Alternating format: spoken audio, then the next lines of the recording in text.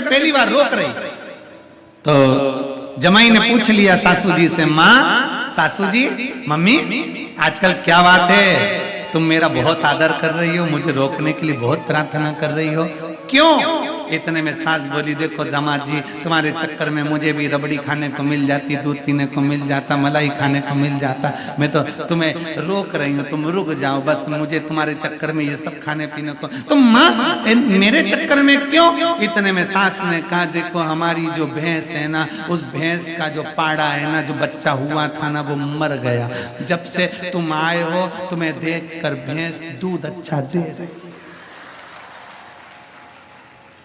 अब जमाई को लगा कि मैं काला हूं इसलिए भैंस मुझे पाड़ा समझ रही, मुझे पाड़ा समझ, तो मुझे दूध अच्छा मिल रहा है।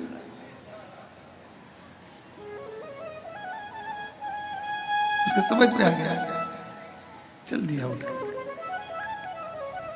जो है वो शिव को दीजिए, जो तुम्हारे पास में है वो शंकर को समर्पित। तो यहाँ भगवान शंकर करें, तुम्हारी नानी ने मुझसे कहा कि मैं शंकर को जानती हूँ, उनको जानने के लिए कि कितना पहचानती तुम शिव को। भगवान गणेश जी से शंकर भगवान ने कहा, उसी समय पर मैंने बच्चे का रूप धारण करा, पार्वती जी माला लेकर खड़ी थी, उनकी गोदी में जाकर बैठ गए।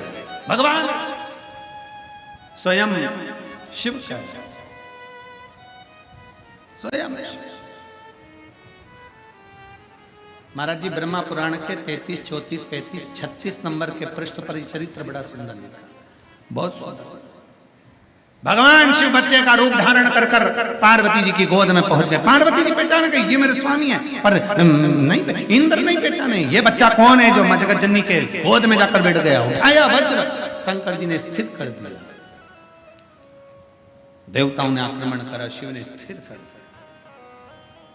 हिमालय राज जान गए कि यह साधारण नहीं है, ये वो घड़दानी है जिसको पार्वती जी की माँ बूढ़ा कह रही थी।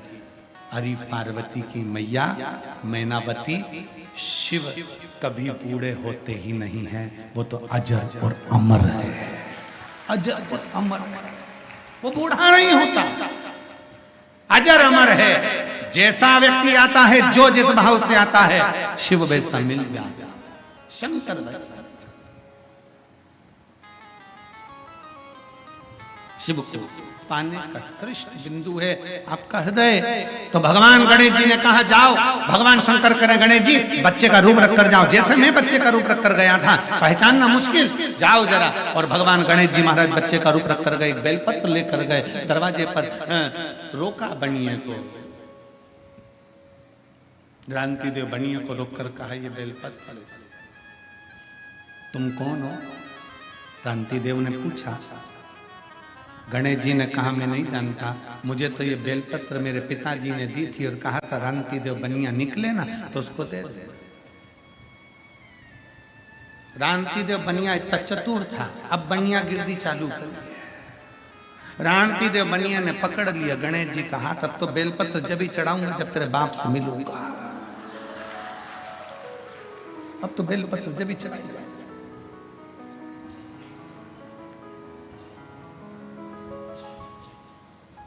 गणेश जी को छोड़ा ही नहीं। गणेश जी पूरी काशी में इधर उधर घुमाते रहे क्रांति देव को, गली गली गली गली गली गली। एक जगह पर गणेश जी महाराज बैठ गए, आज भी बैठे हैं दरवाजे के पास, एक जगह पर बैठ गए और बैठकर उन्होंने क्रांति देव बनिए से कहा, देख तुझे जो चाहिए वो ले ले, पर मेरे बाप से मत, मेरे पिता से नहीं। मिले बिगड़ तो नहीं, ये बेलपत्र तभी चढ़ाऊंगा जब तेरा पिताजी मिलेगा। ये बेलपत्र भेजे किसने पता नहीं। चल क्रांति देव उसके पास में बैठ गए, हाथ पकड़े क्रांति देव बनिया। गणेश जी हिलते नहीं, मेरे पिताजी से नहीं मिला, क्योंकि पिताजी ने कहा था बस बेलपत्र दे देना और आ जाना, भाग कर आ जाना। हमें क्या मालूम था कि तुम एक बार पकड़ लेते हो फिर जानने नहीं देते हो। आज भी बनियों की रीति है महाराज जी, एक बार ग्राहक आ जाता है, ये इतनी मीठी वाणी से पकड़ते हैं कि दूसरी बात जाने नहीं देते। आज भी रीति है, ये अपना ग्राहक है, चले कैसे गया। भगवान क्रांति देव बनिए के हाथ गणेश जी महाराज का पकड़े, गणेश जी महाराज के मेरे पिता से नहीं। अब भगवान शंकर को चिंता लगी, आखिर ये गए कहाँ। उन्होंने तुरंत उसी समय पे नंदी को बुलाया, नंदी जाओ जरा पता करो गणेश जी कहाँ गए। नंदी घूमते फिरते पूरे काशी में भ्रमण करते फिरते तुरंत गणेश जी महाराज जहाँ बैठे थे बनिया हाथ पकड़कर बैठा था वहीं पर पहुंच गए। और जो नंदी ने देखा गणेश जी ने इशारे में कह दिया मुझे पकड़ा, तेरे को भी पकड़ ले गए, पक जा, इसका भरोसा नहीं है, तू भाग जा।